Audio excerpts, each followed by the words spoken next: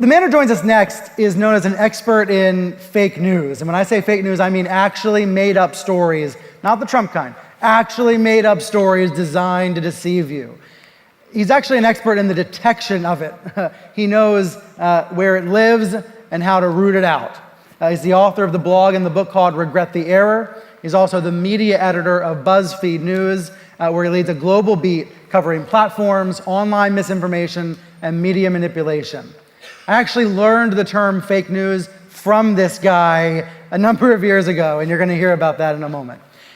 Also coming up here, she is the editor of the Toronto Star, the first female editor in the Star's 127-year history. And in her role, she will determines coverage of the many ways that different parties and individuals will try to influence the outcome of the election here. Let's bring him up now, the editor of the Toronto Star, Irene Gentle, and please welcome from BuzzFeed, Craig Silverman. Thank you.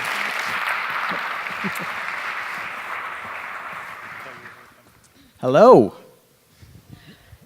So we kind of wanted to start with a joke, but then we realized that disinformation actually isn't all that funny. This is the depressing portion of the night. It is actually quite depressing, yeah. So what we're going to aim for is informative. We're hoping that's going to be okay.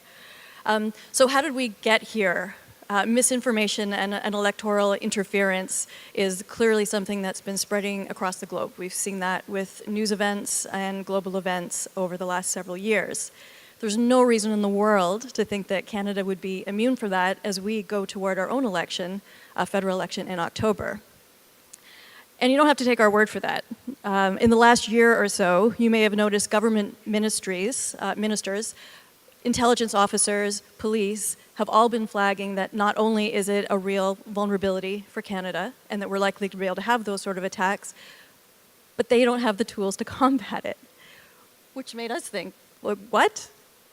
If you don't have the tools to combat it, then who is going to do that?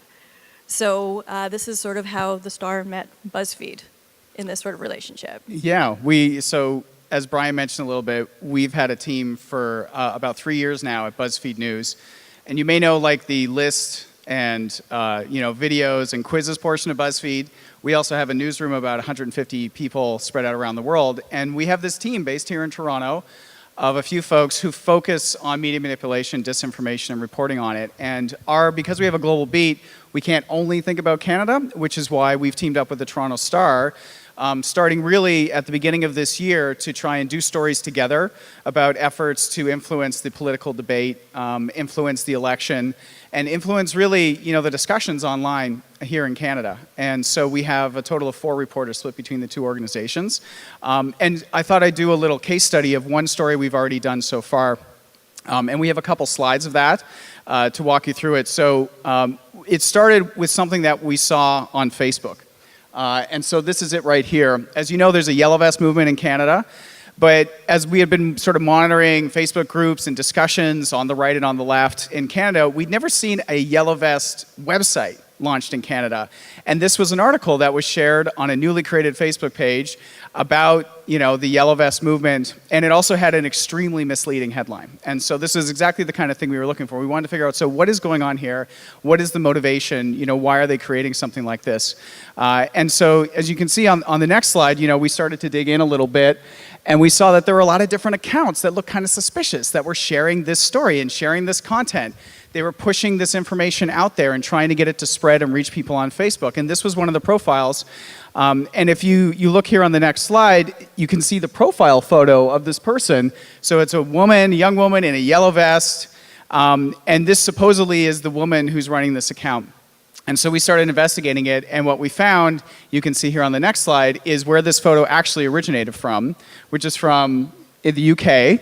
A young woman who works in construction, and she's an expert, I think, forklift operator, and somebody stole her photo, set up a fake account, used it to make it seem like she was a young woman involved in the Yellow Vest movement in Canada, and helped create that aura of credibility to help spread this article. And the other thing that we noticed is not only were they spreading stories on websites that were misleading and that had ads so you could make money, but they also were selling merchandise. So here on the next slide, you can see they were sharing a link to a site where you could buy Yellow Vest t-shirts and Yellow Vest stickers and all these kinds of things. And we wanted to figure out who was behind it. And so the thing that stood out to us, if you go on the next slide here, is that the name there, Craigio2778, was the name of the account that was sharing this stuff. And we thought, well, maybe this is a name that they use a lot. Maybe there's somebody attached to this. And so through that and through other work on Facebook and other places, we managed to figure out who was actually behind it. And you can see, here's the guy on the next slide here, a guy named Craig, not me, okay? From out east, like me, but now lives in Alberta. And he had spent years creating and flipping jobs websites in his part-time. And the jobs sort of dried up in the oil sand, so he figured, well, maybe I'll do a Yellow Vest site. And so we had somebody who was domestic, who was economically driven, who wanted to kind of earn money from ginning up, outrage and really capitalizing on this movement, which is something we see happen around the world. And so this was, one of the stories we've done. And it wasn't, a foreign government. It was somebody here in Canada, but spreading misleading information with primarily a financial motive. And we're probably going to see more of this as we get closer. And that's one of the prime learnings from this so far. It's not like at this stage anymore, anything could happen, that we're seeing kind of like one rogue agent that is taking over and is the biggest threat to our democracy. It's more like an ecosystem of many, many small players with different motivations. Some of them are financial, some of them are ideological, and they learn from each other so that they thrive in an environment because, again, nobody is really looking out for it. So the process that you described, it's fascinating in terms of journalism, but when you think about it, how is a regular person supposed to sift through that? Someone else would have just seen that same post and then reacted in any way that they would react. So what would you tell to just a regular reader? How are you to tell? Yeah, and this is important because one of the things about this new media environment we have is that it's so democratized, which means anybody like this guy can just set up a website, start publishing, share stuff online, potentially get a big audience. That's a great kind of leveling of the playing field. Of course, it also brings people who are trying to kind of game the system. And so for the average person, the first thing I would say to you is to understand that today you do have a little more responsibility in terms of the stuff that you're going to see out there that is spreading.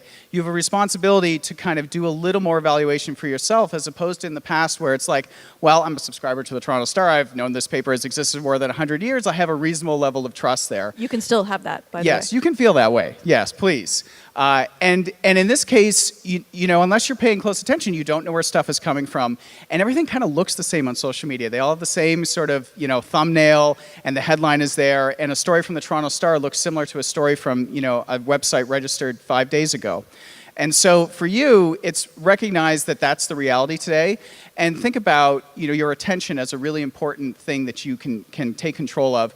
And before you share something, before you decide that to accept something that's being claimed, just take a second and pause and think, where is this coming from? And maybe compare it with some of those reliable sources you've known for a long time. Have that little bit of patience and responsibility, and I think that helps a lot. And then the one thing we wanted to leave with like a little bit of hope because, again, there used to be guardians in the system. Now you are your own guardians in a lot of ways, although people like Craig and many other partnerships are trying to make that better, is try to find something that you do trust, because one of the things we've also found through research, and not just our research, psychological research, is if you stop having faith in something and no longer know what the truth is, you actually lose it in everything. So try to find a baseline of something you do trust that has other factors that you know are credible, and go from there. Thank you. Thanks very much for your time.